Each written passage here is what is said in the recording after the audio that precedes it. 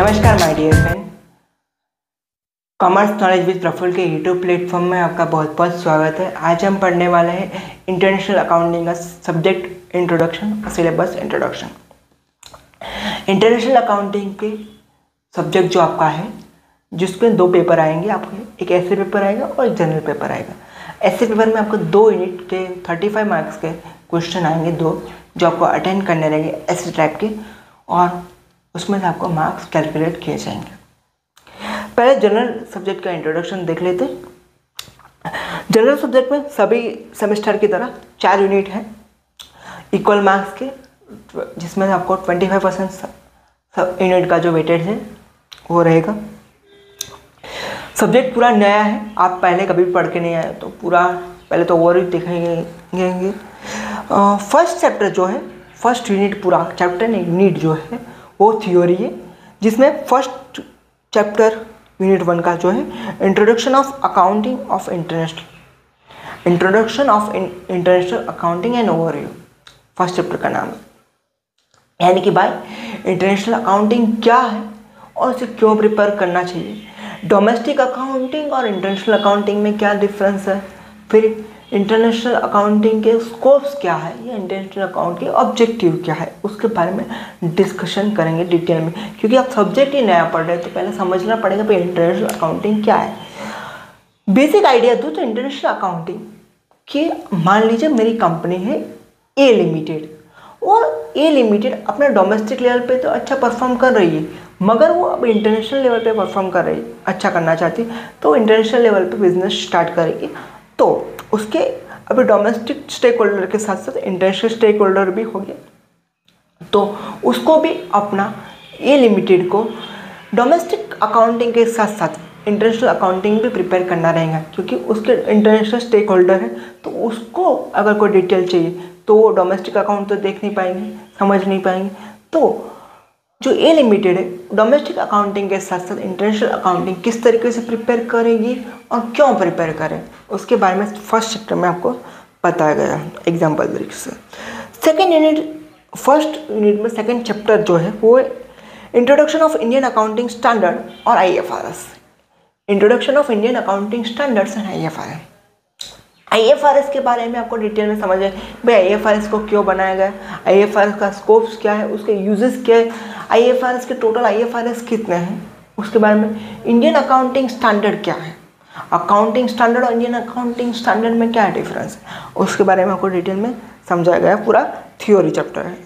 Unit number 2 आपका practical है, जिसमें 2 चैप्टर हैं, the AS21 the effect of change in foreign exchange rate, the effect of change in foreign exchange rate. मेरी Indian company है, और जब इंडियन कंपनी अकाउंटिंग प्रिपेयर करते हैं तो उसका बेस करेंसी जो है वो क्या रहेगा, रुपीस। और मेरी जिससे मैं गुड्स परचेज कर रहा हूँ, सपोज कर ले मैं आपको एग्जांपल तरीके से समझाता हूँ। मेरी ए लिमिटेड कंपनी है, क्या है, ए लिमिटेड, जो फुल्ली इंडियन कंपनी है, क्या है, इंडियन कंपनी। और बी लिमिटेड जो दूसरी कंपनी है वो है फॉरेन कंपनी, कहाँ की है वो भी मैं आपको बता देता हूँ। कंपनी जो है USA की।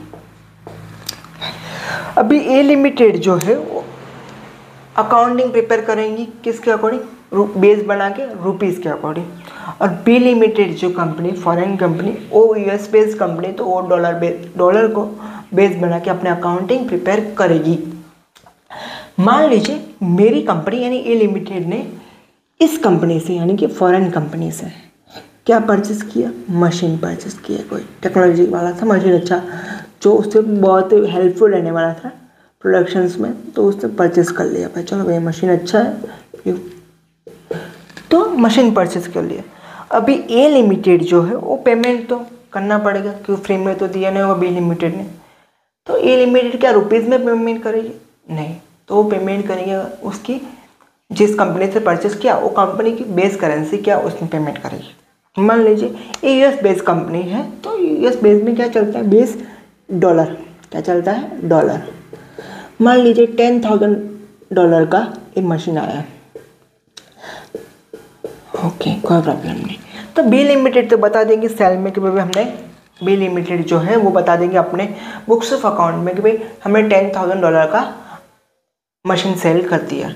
मगर ए लिमिटेड को यहाँ पे कुछ प्रॉब्लम होगी। क्या प्रॉब्लम होगी? तो ए लिमिटेड ने तो परचेस किया था फॉरेन कंपनी से और फॉरेन कंपनी को पेमेंट किया था डॉलर में। तो अब डॉलर में तो बता नहीं सकते भाई हमने $10,000 का हमने पेमेंट किया और उस मशीन परचेस की। तो वो $10,000 को उसको रुपीज़ में कन्वर्ट करना रहेगा और उसके बाद उसको अकाउंटिंग ट्रीटमेंट देनी पड़ेगी। तो उसमें क्या चेंजेस होंगे, यानी कि डॉलर का जो प्राइस है, डॉलर का जो रेट है वो हमेशा चेंज होता रहता है। तो उसके चेंज की क्या अकाउंटिंग ट्रीटमेंट में इफेक्ट होगी, उसके बारे में डिटेल में डिस्कशन करना है आपको यूनिट नंबर 2 के फर्स्ट चैप्टर में।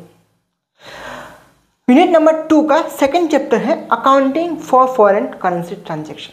मैंने उसी तरह बोला accounting for foreign currency transaction. मान लीजिए मेरी कंपनी है जो इंडियन कंपनी है और दूसरी कंपनी जेड लिमिटेड जो फॉरेन कंपनी, और जब मेरी company Z limited foreign company से कोई ट्रांजेक्शन्स करती है उसकी अकाउंटिंग ट्रीटमेंट किस तरीके से करनी है उसके बारे में डिटेल में डिस्कशन आपको सेकंड चैप्टर में करना है यूनिट नंबर 2 के। यूनिट नंबर 1 में स्पेसिफिक की चेंज इफेक्ट क्या हुआ, डॉलर का रेट जो चेंज होता है वो डॉलर का रेट चेंज होने से अकाउंटिंग ट्रीटमेंट में क्या चेंज हुआ उसके बारे में, और सेकंड चैप्टर में आपको कि हमने कोई ट्रांजेक्शन्स किया उसकी अकाउंटिंग ट्रीटमेंट क्या करनी है। फॉरेन कंपनी से मैंने इंडियन कंपनी को ट्रांजेक्शन्स किया तो उसकी अकाउंटिंग ट्रीटमेंट किस तरीके से करनी है उसके बारे में आपको डिटेल में डिस्कशन किया हुआ है। Unit number 3 is about accounting for business combination and consolidation. उसका प्रॉपर एग्जाम्पल और प्रॉपर आपको समझाना चाहूँगा। Accounting for business combination consolidation, मान लीजिए ए लिमिटेड और बी लिमिटेड, और दूसरा एक अच्छा एग्जाम्पल एक एप्पल कंपनी है और एक टाटा। ए लिमिटेड जो है इंडियन कंपनी है, बी लिमिटेड फॉरेन कंपनी। अगर ए लिमिटेड कंपनी जो है हमारी वो कंपनी बी लिमिटेड यानी कि फॉरेन कंपनी में 51% से ज़्यादा शेयर 51% से ज़्यादा शेयर परचेज करके या फिर किसी भी तरह से फॉरेन कंपनी पे कंट्रोल, फॉरेन कंपनी के ऑपरेशंस पे कंट्रोल रख दे तो वो क्या बन जाएगी, होल्डिंग कंपनी। यानी कि जब इंडियन कंपनी फॉरेन कंपनी की होल्डिंग कंपनी बनती है तो उसकी अकाउंटिंग ट्रीटमेंट किस तरीके से करनी है उसके बारे में डिटेल में डिस्कशन करना है यूनिट नंबर 3 में। उसी तरह का उल्टा case accounting for business consolidation में दूसरा उल्टा केस आता है कि एप्पल जो है और टाटा, एप्पल कंपनी जो है वो क्या करती, टाटा कंपनी को होल्डिंग शेयर बन जाती, यानी कि एप्पल कंपनी के पास टाटा कंपनी के 51% से ज़्यादा शेयर आ जाते हैं तो एप्पल जो है होल्डिंग कंपनी बन जाएगी और टाटा जो है सब्सिडरी कंपनी बन जाएगी। तो उसकी अकाउंटिंग ट्रीटमेंट जब फॉरेन कंपनी इंडियन कंपनी की होल्डिंग कंपनी बन जाए तो उसकी अकाउंटिंग ट्रीटमेंट किस तरीके से करनी है और उसके बारे में डिटेल में डिस्कशन आपको यूनिट नंबर 3 में करना है। वो सिंगल यूनिट है और सिंगल चैप्टर है। और last unit of chapter, last unit of the subject is fourth unit. Fourth unit में टोटल 2 चैप्टर है। First chapter is international transfer pricing and second is international taxation. First unit जो है वो practical international transfer pricing जिसके बारे में हम detail में समझेंगे, और 7 जो चैप्टर है इंटरनेशनल टैक्सेशन। अब आप डोमेस्टिक लेवल पे जब बिजनेस कर रहे हो तो आपको अगर इंडियन कंपनी तो इंडियन टैक्सेशन के बारे में नॉलेज होना चाहिए। उसी तरह आप अगर इंटरनेशनल लेवल पे बिजनेस कर रहे हो तो आपको इंटरनेशनल टैक्सेशन के स्ट्रक्चर और उसका किस तरीके से परफॉर्म करता है इंटरनेशनल टैक्सेशन उसके बारे में भी थोड़ा नॉलेज होना चाहिए। वो पूरा थ्योरी चैप्टर है। इंटरनेशनल ट्रांसफर प्राइसिंग जो है वो प्रैक्टिकल चैप्टर है तो उसका कंसेप्ट हम समझते हैं।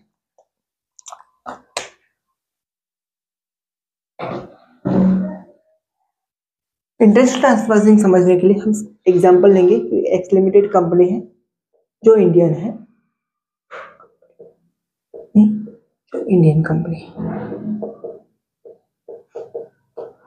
और वाई लिमिटेड कंपनी जो है एक्स लिमिटेड की ही, एक्स लिमिटेड ने वाई लिमिटेड कंपनी जो कहाँ पे एस्टेब्लिश किए, फॉरेन में,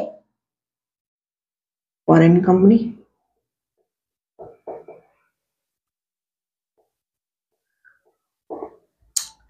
एक्स लिमिटेड ने अपनी दूसरी कंपनी वाई लिमिटेड फॉरेन में एस्टेब्लिश की है।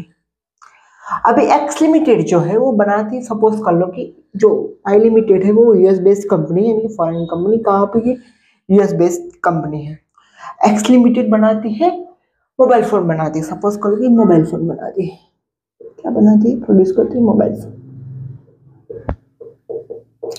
मोबाइल फोन बनाने के लिए जो मटेरियल या जो भी स्पेयर पार्ट चाहिए, मोबाइल फोन प्रोड्यूस करने के लिए जो स्पेयर पार्ट चाहिए, वो एक्स लिमिटेड कहाँ से मंगवाती, वाई लिमिटेड से, वाई लिमिटेड से, जो कहाँ पे फॉरेन में है। तो जब वाई लिमिटेड एक्स लिमिटेड को जो स्पेयर पार्ट भेजेगी एक्स लिमिटेड के मोबाइल फोन प्रोड्यूस करने के लिए, तो जो प्राइस पे भेजेगी उस प्राइस को बोलेंगे हम ट्रांसफर प्राइसिंग।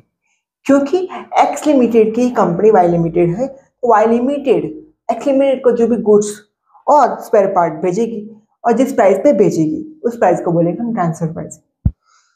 उस ट्रांसफर प्राइसिंग के कंसेप्ट को अच्छी तरीके से समझने के लिए हम इस कॉन्सेप्ट को अच्छी तरीके से समझने के लिए हम थोड़ा एग्जाम्पल को है ना ब्रॉड करते हैं, यानी कि पूरा डिटेल में समझते हैं। X limited company, x limited ने अपनी कंपनी वाई लिमिटेड फॉरेन में एस्टेब्लिशमेंट की है, और वाई लिमिटेड एक्स लिमिटेड के लिए वो स्पेयर पार्ट बनाती है, मोबाइल फोन मैन्युफैक्चरिंग करने के लिए स्पेयर पार्ट बनाती है, ठीक है। अभी क्या करते हैं, वाई लिमिटेड अपनी कंपनी को, यानी कि एक्स लिमिटेड पेरेंट कंपनी को स्पेयर पार्ट बेचती है, किस प्राइस पे बेचती है, ट्रांसफर प्राइस। जिस प्राइस पे बेचती है उसे बोलते हैं हम ट्रांसफर प्राइस। मगर मगर मगर मगर मगर अगर वाई लिमिटेड जेड लिमिटेड को वही स्पेयर पार्ट बेचती तो बेचती सेलिंग प्राइस पे, यानी कि कंसेप्ट ट्रांसफर प्राइसिंग का, इंटरनेशनल ट्रांसफर प्राइसिंग का कंसेप्ट यही है कि एक्स लिमिटेड जो वाई लिमिटेड की पेरेंट कंपनी है, तो वाई लिमिटेड जो है वो एक्स लिमिटेड को कभी गुड्स सेंड करती है और जिस प्राइस पे सेंड करती है उस प्राइस को हम बोलते हैं ट्रांसफर प्राइसिंग। जो ट्रांजेक्शन हो जो इंटरनेशनल लेवल पे होता है तो उसको बोलते हैं इंटरनेशनल ट्रांसफर प्राइसिंग। उसी की जगह अगर वाई लिमिटेड किसी भी अनदर कंपनी को वो स्पेयर पार्ट सेल करती है तो उस जिस प्राइस पे सेल करती है उसे बोलते हैं हम सेलिंग प्राइस। यानी कि जब कोई भी सब्सिडरी कंपनी अपने पेरेंट कंपनी को गुड्स सेंड करती है, वो सर्विस प्रोवाइड करती है जो पेरेंट कंपनी को हेल्पफुल रहे, और जिस प्राइस पे वो प्रोवाइड करती है उस प्राइस को बोलेंगे हम ट्रांसफर प्राइस। इंटरनेशनल टैक्सेशन जो पूरा थ्योरी है ट्रांसफर प्राइसिंग का, मैंने आपको कंसेप्ट समझ जा दिया है तो आपको समझ में आ गया होगा, आशा रखता हूँ। कोई भी डाउट रहे तो आप कमेंट कर सकते हैं कमेंट बॉक्स में। मैनेजमेंट अकाउंटिंग के टोटल प्रैक्टिकल चैप्टर की बात करें तो टोटल आपके 5 चैप्टर प्रैक्टिकल है। फर्स्ट जो आपका प्रैक्टिकल है वो the effect of foreign exchange rate. Second practical है accounting for foreign currency transactions. Third practical जो है आपका accounting for business combination and consolidation balance sheet. और fourth practical international transfer pricing. यानी कि 4 आपके प्रैक्टिकल है, बाकी के जो 3 है वो आपके थ्योरी है। यानी कि टोटल 4 यूनिट में 7 चैप्टर्स है, इसमें से 4 आपके प्रैक्टिकल है, 3 आपके थ्योरी चैप्टर्स है। Thank you for watching, like share and subscribe for more video.